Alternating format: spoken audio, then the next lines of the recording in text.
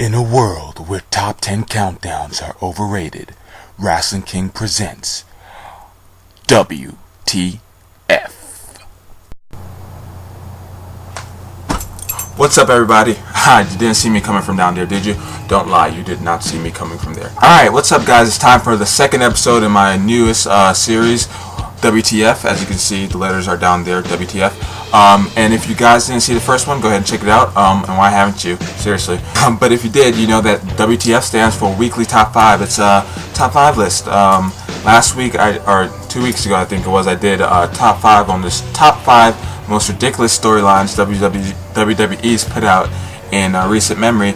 This week's a little different. This week's submission is from user so smooth for you 2002. Thank you for sending in a topic.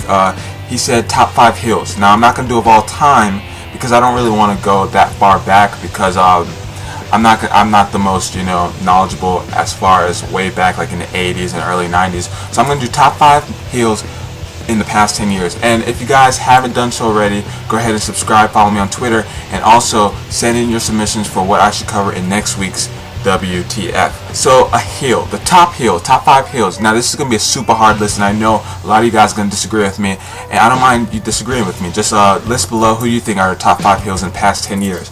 Alright, and so basically a heel, a good heel, a badass heel, basically somebody who they can get you to hate them as soon as their music hits. They don't have to resort to taking cheap shots at the city or the arena that they're in. They basically come off as badasses just by their in-ring dirty wrestling skills, I guess you could call it, or their promos or anything basically like that. These are the top 5 heels in my opinion, and like I said, there are a lot of contenders. I'll even give you some of my honorable mentions at the end because it was really hard picking top 5 heels. And really, some of them are not even actual wrestlers. So, let's go. Number 5. This man, what The Rock is cooking. That was awful, and I hope never to do that ever again.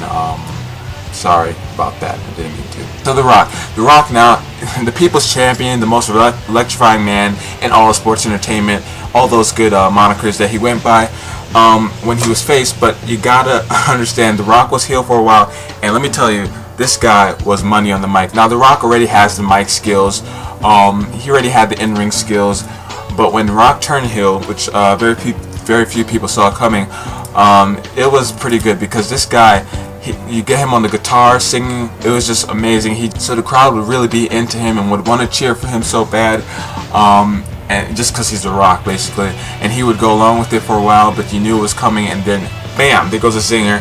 He took a shot at the crowd, and that's just what it was. It was his mic skills really came through as a heel. It did as a face, but as a heel, he had a sharp tongue, and he did whatever he wanted to, and said whatever he wanted to, and it really came through when WWE wasn't, PG and stuff like that.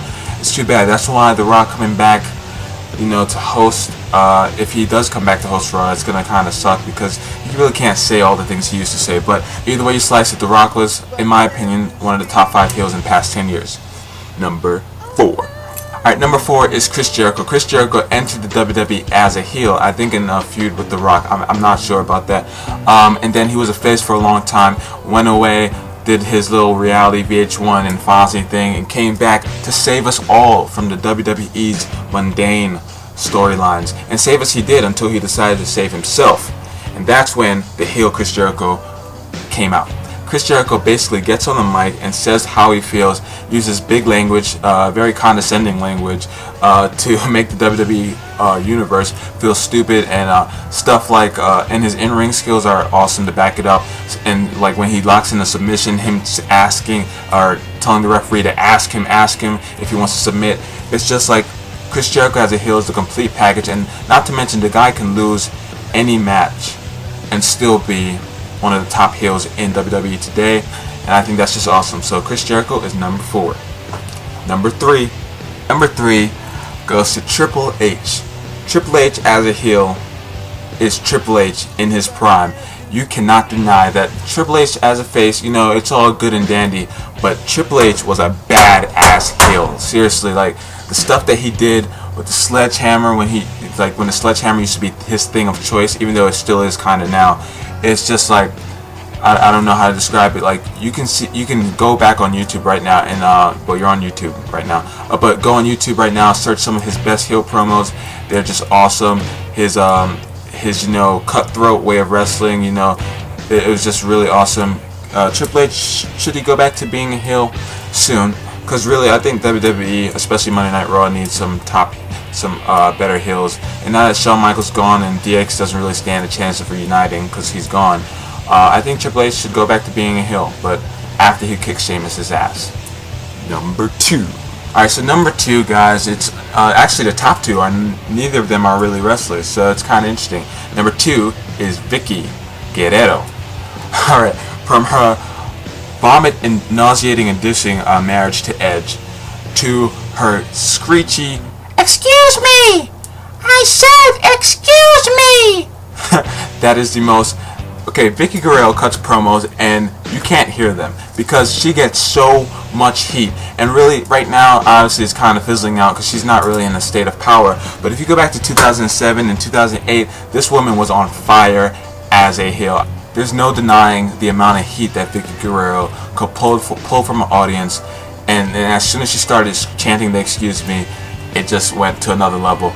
Her low down, dirty antics as GM of SmackDown and then GM of Raw for a little while, it was just amazing. I wish they would bring back that Vicky, because this Vicky, she's dealing with the divas, is boring. But if they bring back the Vicky of 2007, that's when SmackDown will be must-watch television. And the number 1 heel of the past 10 years goes to, for the second episode in a row, Vince McMahon takes the cake. Can you believe it? Vince McMahon's number 1 heel, in my opinion, of the past 10 years. And really, how can you really deny it? I mean, this guy, I don't know what else to say. His stuff with Stone Cold Steve Austin, his stuff with DX. Basically, Vince McMahon, being the CEO of the business, can do whatever he wants. Chairman of the board, if you want, can do whatever he wants, and he damn well does. Vince McMahon has done some of the greatest heel promos of all time. Alright? And I hate to sound like a broken record, but promos get the crowd to hate you, and arguably Vince had the best heel promos of anybody, because the crowd knew that he was in charge. He knew he was in charge, obviously, and he took that and ran with it and didn't look back. I think Vince McMahon, even in his matches, how he would pull dirty tactics, like using the rope during pins. I think that Vince McMahon as a heel is the only Vince McMahon to have. When he was a face, it was just kind of boring. But Vince McMahon as a heel, as the number 1 heel, I'm liking that. Alright, so I know I wasn't really articulate in this video, so if you weren't keeping track, number 5 was The Rock, number 4 Chris Jericho, number 3 Triple H, number 2 Vicky Guerrero, and number 1 Vince McMahon. Tell me what you guys think in the comment section below. Who are the top 5 heels in the past 10 years? Don't forget to also leave me suggestions for the next WTF, and I will be sure to take those into consideration. Subscribe, follow me on Twitter, and I will see you guys next time. Peace out.